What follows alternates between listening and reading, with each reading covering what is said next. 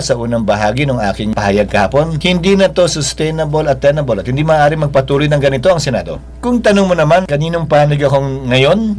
Ang panig ko mula't mula hanggang ngayon ay sa Senado. Ibig sabihin, hindi pwedeng manatiling ganun yung institusyong kinabilangan ko. Kung ang tanong mo ay, majority ka ba o minority?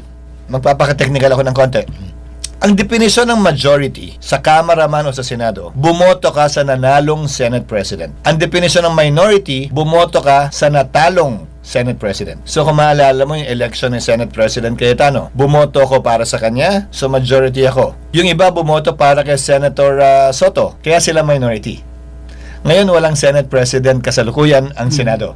So acting lamang si Senator Win Gatchalian at Senate President Pro Tem lamang siya. Pero dagdag ko, hindi porgit majority ka, kakampi ka ng administrasyon. Hindi porgit minority ka, kakampi ka ng oposisyon. Hindi porgit majority ka, iisa lamang ang boto nyo. Bigyan ko kayo ng isang halimbawa. Nung Senate President ako, syempre kakampi ko ng mga nasa majority na bumoto sa akin.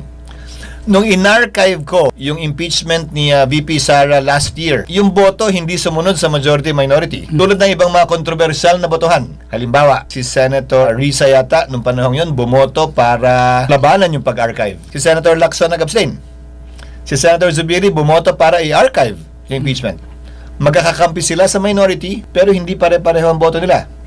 Ganon din ang mangyayaring botohan sa mga controversial na bill. Death penalty man, divorce man, SOGI bill man, abortion. So, hindi yan susunod sa mga linyang ganon. So, majority-minority, hindi ibig sabihin, tulad ng sinabi ko, isang boto o grupo kayo palagi sa lahat ng issue, sa lahat ng botohan.